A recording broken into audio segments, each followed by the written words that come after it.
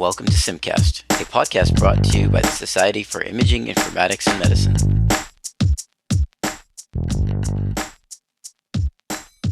Greetings, Simcasters. It goes without saying that storage technology is one of the core topics essential to any imaging informaticist's knowledge base. In this episode, hosts Mohannad and Prasanth will speak with Jay Crawford, who is Chief Imaging Informatics Officer at the University of North Carolina School of Medicine and author of the chapter covering this topic in the new edition of Practical Imaging Informatics. The discussion will cover the transition of imaging departments from functioning as storage silos to full integration with the imaging enterprise. And of course, the discussion would be remiss without mention of the advent of vendor-neutral archive technologies, which have enabled enterprise storage capable of accommodating next-generation scanners, newer modalities such as tomosynthesis, as well as our colleagues in cardiology, pathology, dermatology, and clinical research, each with their own unique business needs and disparate storage requirements. We hope you enjoy.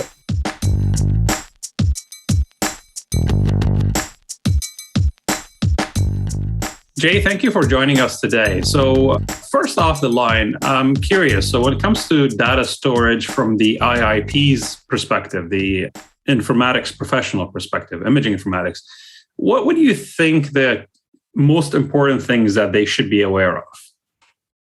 I think there's some fundamental parameters that we really look for when we talk about storage.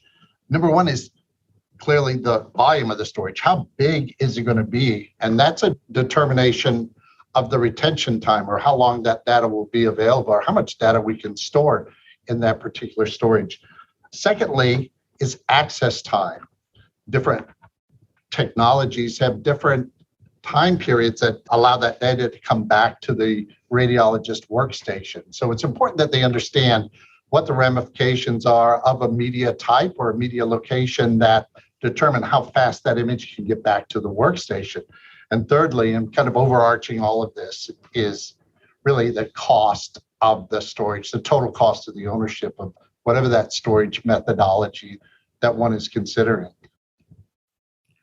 So Jay, I have to talk to all sorts of people about what informatics is and this and that. And one of the things is medical storage, right? So I guess at a higher level, or maybe to dumb it down a little bit, but what's the difference between what we do for informatics, medical storage wise, and just going down to Best Buy or, wherever and buying a bunch of hard drive? You know what I mean?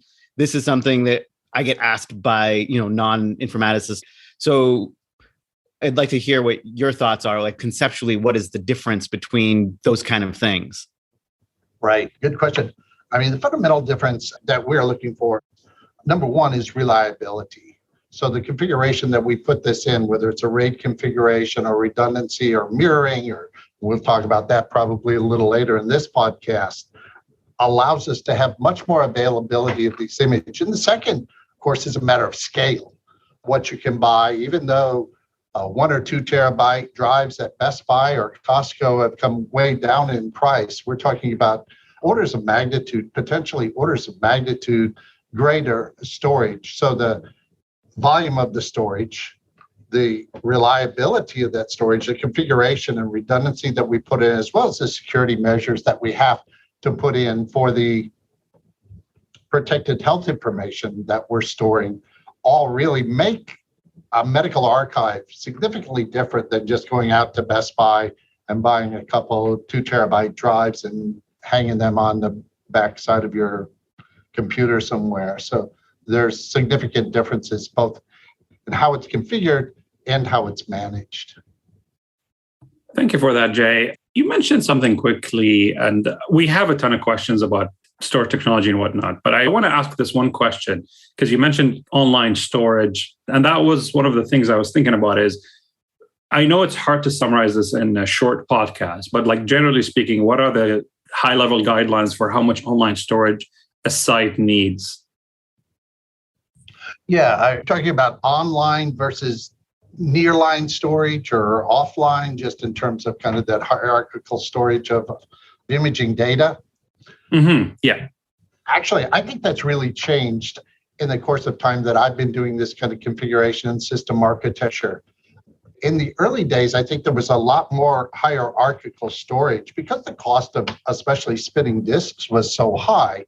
We really limited the amount of data that we put on spinning disks and set various technologies kind of behind that, whether it's magneto-optical disks or tape libraries. And oftentimes we would have I would really say 4 levels of storage, primarily due to cost, where we'd have spinning disks for only a year or two.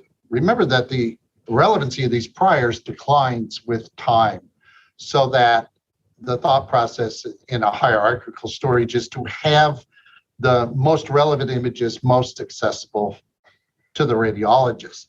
So we would have a couple of years on spinning disks, then perhaps a magneto-optical tape library or a jukebox had a lot more capacity, but certainly slower, stage the older data off of that conceivably to a tape library, where you have this more linear storage. So you would have seek times and much longer times to access the data, but you had it, and you had it there in the department if you needed it. And for the most part, you could get those 3 tiers without user intervention.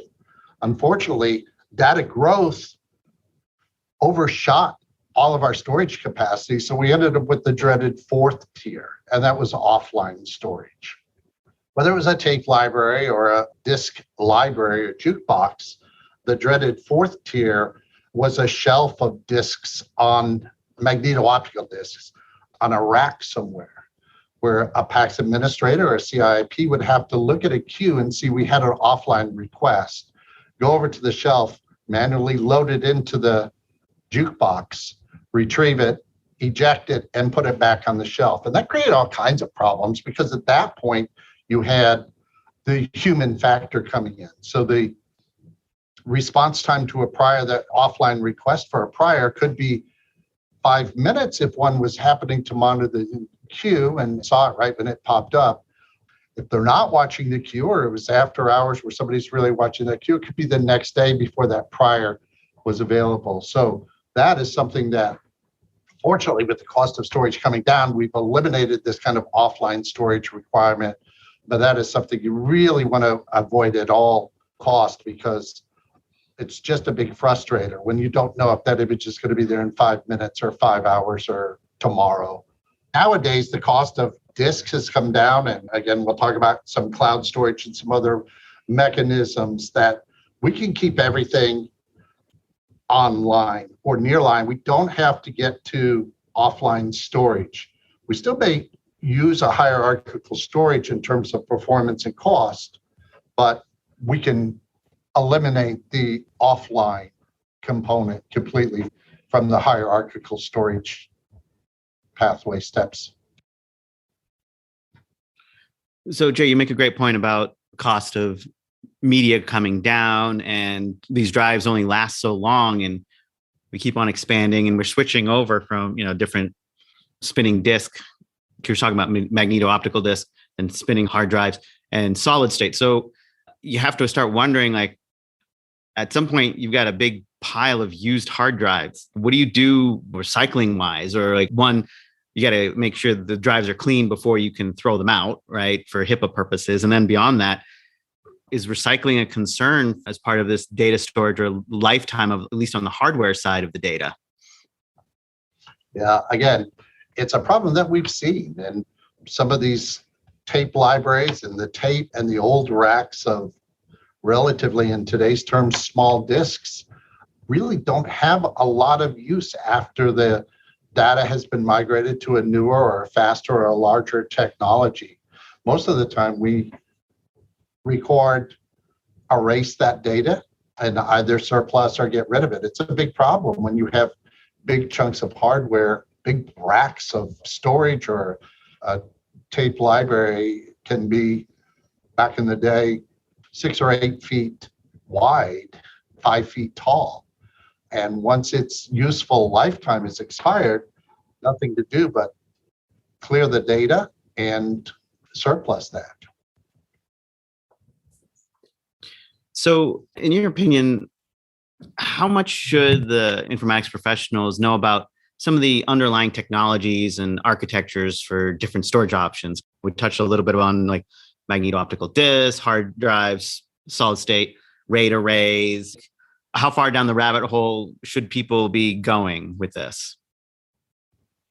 I think that RAID, it's important for our IIP to understand the levels of RAID configuration, because that, again, when we talk back at that first question, one of the most important things is what's the capacity of the drive. So certainly an IIP has got to understand that our RAID 1, which is a mirror, basically if you buy 1 terabyte, you're only usable half of that because the other half is going to be the mirror. If you buy 2 drives, then one is going to be the mirror of the other. So it has a huge factor, even if you RAID 5. So they certainly have to understand the RAID level and its impact on 2 things. Number one, what does this redundancy in the RAID configuration have to do with the maximum amount of usable storage versus raw storage? And secondly, they have to understand how the RAID configuration improves reliability of that disk array by the use of that redundancy across multiple disks and the use of hot spares. What RAID configuration gives the maximum amount of redundancy or failover? How many drives can you lose within this RAID and still maintain the function? So they have to know that. In terms of hard drives versus solid state drives, again, that comes down to a matter of mean time between failure. The RPMs of the hard drives have, again, an influence in both the access time and the transfer time of the data coming off of that. So even if we're talking about hard drive to hard drive, we certainly look at the RPM. So they have to know the underlying technologies to understand mean time between failure, the failure modes, the fail over sequencing, the loss of data storage. There are some fundamental components that they have to know in RAID or hard drive versus solid state drive, mean times between failures, and storage capacity. So it's a combination of all that. The inner workings, not so much, but they have to understand fundamentally what those technologies bring to the table and what the trade-offs are on those various storage technologies. We've been mostly talking under the assumption of clinical service, but I'm here at University of Utah, which is also a research institution, and obviously there's a lot of research institutions out there. So how does your thought process when looking at clinical storage change when you're looking more at research storage, like a research PACS or things like that? Can you walk us through what you think of? Yeah, I sure can. And that's a fine line. I try and walk across this line myself every once in a while, as we have a research center across the street and our clinical storage here. And like you said, most of our talk has been about the storage in the clinical setting. The research requirements are a little bit different. And one of the things that we really struggle with is the crosstalk. If we're taking some of the clinical data and trying it to move in an anonymized state over to the storage across the street or vice versa. Mostly it's clinical data that we want to anonymize and move across the street. It seems to me that the architecture that works best for a hybrid of separation, really, of a research archive versus a clinical archive with kind of a DMZ or a middleware box for this translational component, where you can do this anonymization, you can ensure the data integrity before you move it from one silo to the other. It's my feeling that those need to be separate. I wouldn't intermingle any of the research data in with the clinical archive. I think this is one of those cases that even though we talk a lot about consolidation of archives, that it makes sense to bridge those with kind of a translational component or translational database in between, but to keep the research data in a separate configuration from the clinical data. So there are a lot of interesting topics you touched on, Jay, and I feel like we can go in multiple direction of tangents. But before we depart too far from our dear imaging informatics professionals, the IIPs, there's one more question I want to ask you about what they need to know. So in the chapter, you also touched on image compressions. And in your opinion, how deep into the weeds should IIPs be as far as knowing the different types of image compressions? Similar to what we talked about when we talked about technology and the architecture of the hard drive, I don't think that an IIP needs to know the mathematical processes behind wavelet compression or JPEG 2000 or our elite compression or anything like that, but they do have to understand the impact of that. They have to know, typically from the vendor, kind of what their methodology is for compression, and then understand what the anticipated compression ratios are. And that's going to be by modality. Different modalities lend themselves to different degrees of compression. And it also is image to image dependent. So you can't say that a CT with this compression algorithm will compress 70% or 80% or 20%. These numbers are guidelines. So they have to know what the type of compression is and then understand what the anticipated compression is by modality. And that helps with your staging and scaling as you're designing an archive. The second important component that an IIP needs to know is the fundamental difference between lossless and lossy compression. And what's the appropriate use for lossless versus lossy compression? Data compression is a big thing, particularly in tomosynthesis, right? We're looking at 1.5 to 2 gigabyte files each, and that adds up fast. And of course, these drives cost money. And when you start thinking about your data storage and the cost, and of course, we're talking about compression too, like what are some of these different variables that can impact the cost of the drives, and how do you predict for the future to some degree, like if you're getting more storage or whatnot? And obviously we can't predict too far because who knows like what new modality may come down the road, but do you have like a rule of thumb or some other metric where you can say like, well, we're probably growing at this rate, let's add in X amount, something like that? It's difficult to your point because there are two components to this growth curve. There's one that's kind of just this algebraic increase as scanners get faster, you can do more patients in a day, and so you get kind of a percent increase or something that you can model that growth. The thing that really throws you off on storage is these quantum steps with the new technologies, and that's the hard thing, as you mentioned, to predict.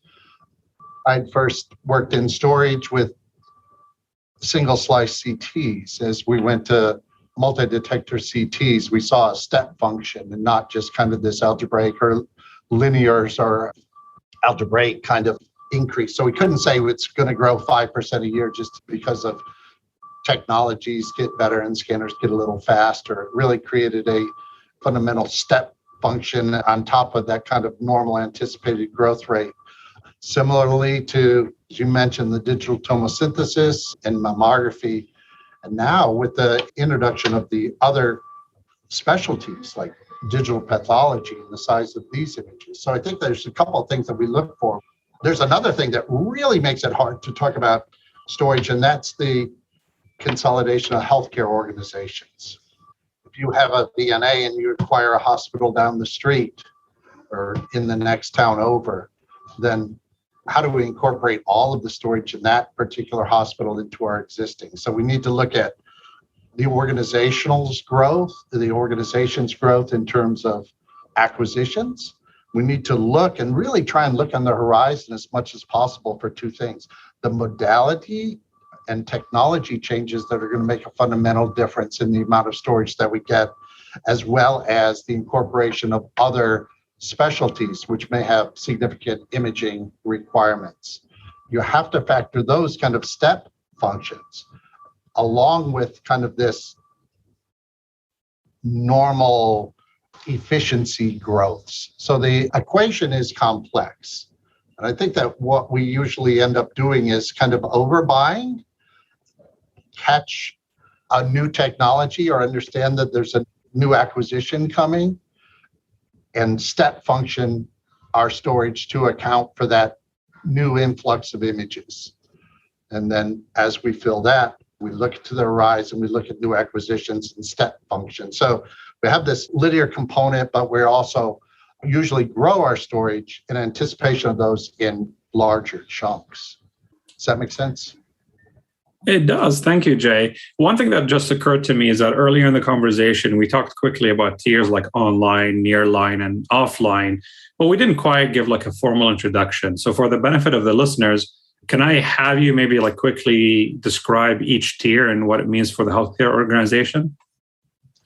Yeah. Online storage is storage. If we talk about those definitions, online storage is data that's on a drive, immediately accessible to deliver to the workstation. Nearline storage is one that doesn't require human intervention, but maybe is not so readily available. An example, that magnetooptical library could be defined as a nearline storage, where if you make that request, it's got to do another hop and load a disk into a drive, retrieve it, but it's still available without user intervention. Offline storage, the dreaded offline storage, is the component that is sitting on a shelf and requires a human to physically grab that media, load it into some type of reader, let it retrieve before that image is available to the workstation or to the end user. Talking about storage and tiering, there's a bit of an elephant in the room, and that's cloud storage. My aunt, she's a programmer for a bank, and during not this most recent, but prior holiday, she came up to me and said, Prasanth, why aren't you guys on cloud storage? What's holding you guys back? I mean, a lot of financial institutions and this and that, they've all moved to cloud storage. Why hasn't the medical field moved over yet? So I'm curious what your thoughts are on the pros and cons of moving to cloud storage for a lot of this.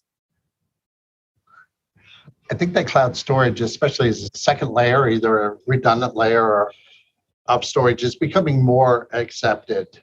The reason we've been slow to adopt is the protected health information and HIPAA considerations.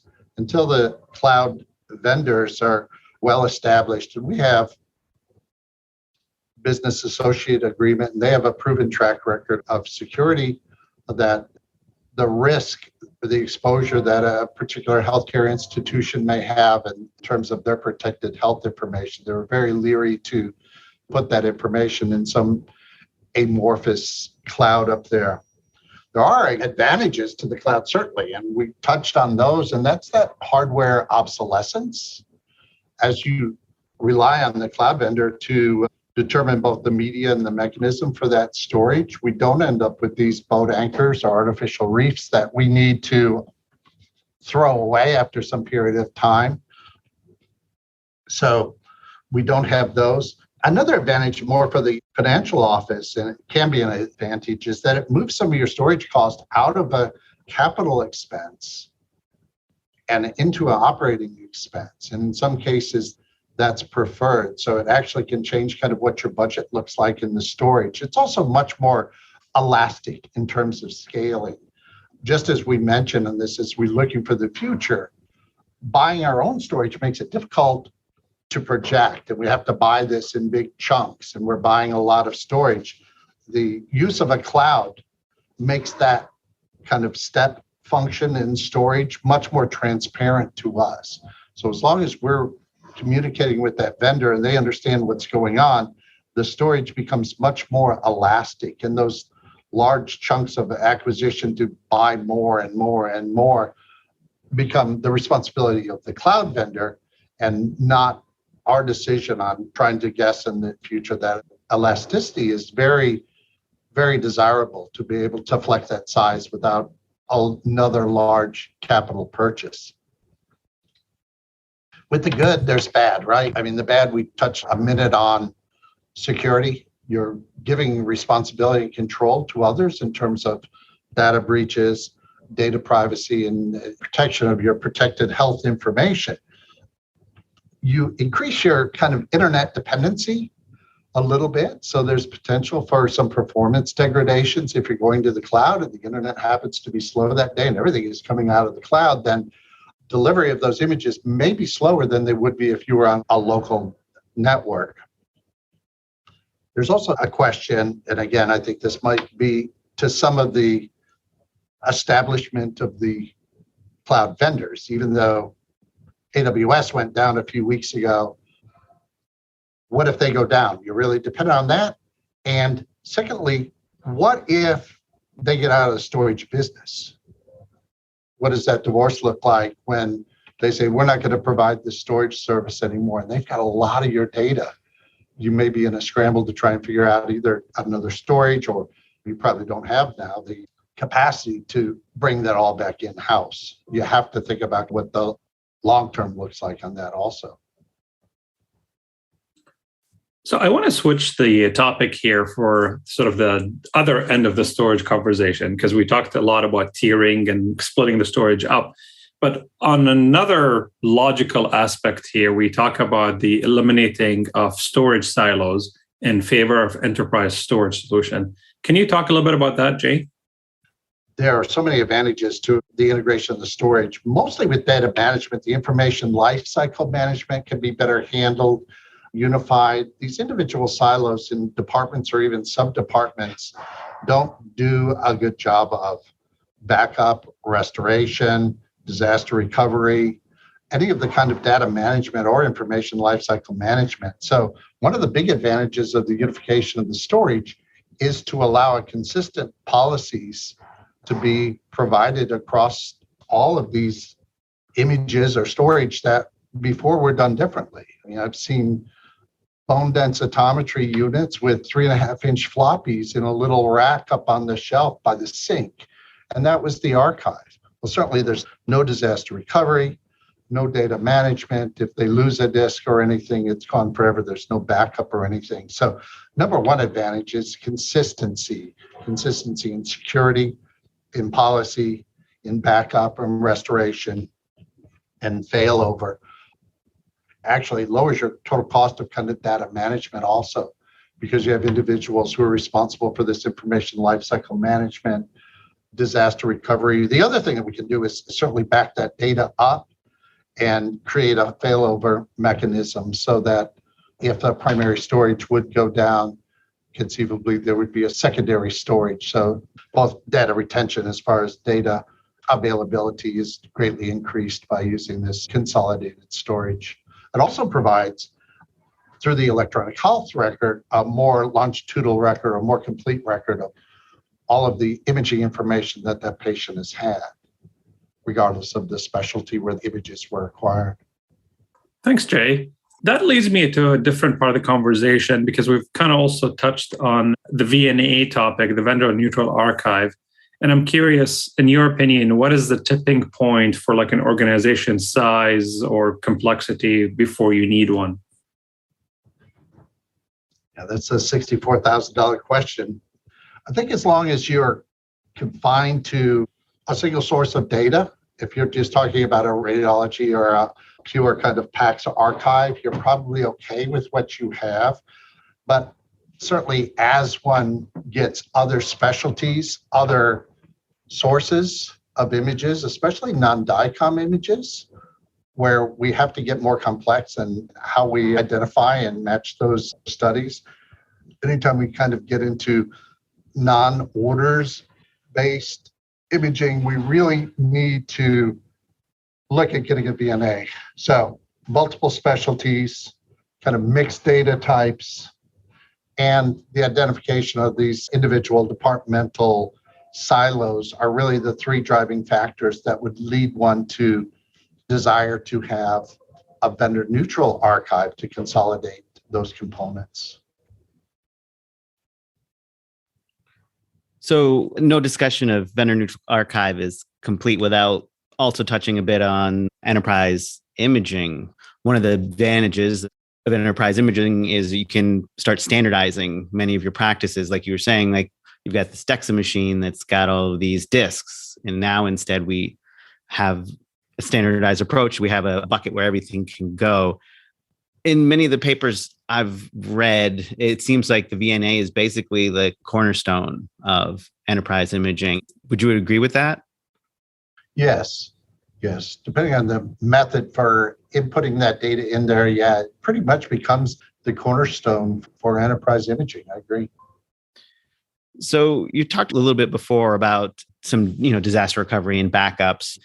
Again, those are huge rabbit holes, but what are some basic concepts that people can easily take away? I know for personal stuff, it's like a 3-2-1 where it's 3 backups, 2 different media and 1 offsite, right? That's just very simple for like home use kind of thing.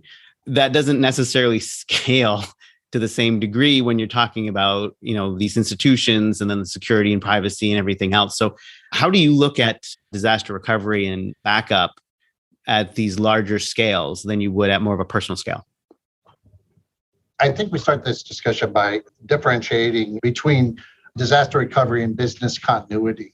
I'm going to start with business continuity, if that's all right. And business continuity, to me, the question I always ask myself is, something breaks, how am I going to read the next study? Or how am I going to scan that next patient who's sitting in the reading room? So we start by talking about business continuity. So how does this centralized archive help us? It can certainly help us in terms of business continuity. If we're waiting for a prior or recently acquired image and we have some redundancy and some backup, we can fail over. The problem with failover, whether it's failing over for disaster recovery, jumping ahead of myself, or for business continuity, is that oftentimes we put those mechanisms in place but don't do a good job of testing them. It's sometimes kind of hard to test. And so people are leery to do so and fail over to a secondary server. So the advantage, as we talked about the system management, is allows us to take both servers and storage and create redundancy, whether that redundancy is at a secondary offsite storage location, whether that redundancy happens to be in a cloud configuration. But it's important that we back that data up so that we can fail over, whether it's to a storage server or to the data itself, in a quick and hopefully pretty seamless fashion. It's a lot different than just backing up your hard drive to some service that's provided for just a PC backup into the cloud on multiple media. The point is a good one, though. I know when I was working on my dissertation, I had cloud copies. I had 2 external hard drives that I would back it up to. So I had it on my PC on 2 external drives, separate external drives, and the cloud. At any given point, I had, I think, 4 copies of the working dissertation. So we understand the importance of backups, that's for sure. So Jay, one thing I wanted to touch on, because we talked about enterprise imaging, we talked about the VNA as the enterprise archive. In the chapter, there was a really nice table that had the average storage size of common modalities. And I'm wondering if, in your opinion, soon we're going to start to see non-radiology based modalities like digital pathology, for example, and what that looked like. I think that's a really good point. The table in the book, in terms of kind of clarity and conciseness, is that table 7.2 is specifically for radiological type examinations. It's still kind of a complicated table to read through. I certainly think the next edition will have that additional table in for digital pathology, visible light images from dermatology or other imaging sources beyond the confines of radiology. So that's something to look forward to for the 3rd edition. Jay, this has been awesome. Thank you so much for taking the time to talk with us.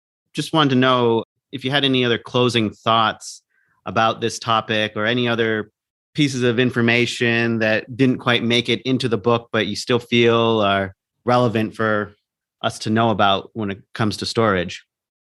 Yeah, I just think that we've kind of touched on that storage is really kind of a moving target. And between acquisitions and changes in technology, it's something that one has to really keep an eye on, both in terms of capacity and access for the radiology. The whole business process depends on the delivery of these images in a timely fashion to the interpretation workstation.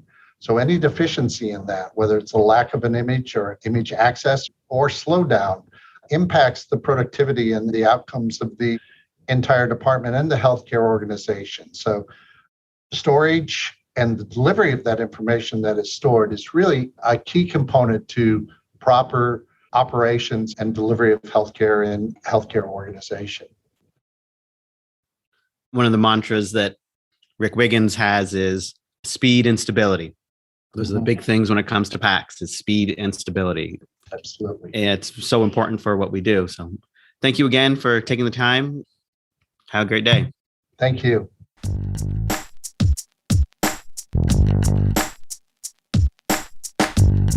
Simcast has been brought to you by the Society of Imaging Informatics in Medicine. Please visit our website at siim.org for more information and educational content, including webinars and an archive of prior episodes. Please follow us on Twitter at sim_tweets. Thank you to our listeners for your continued support.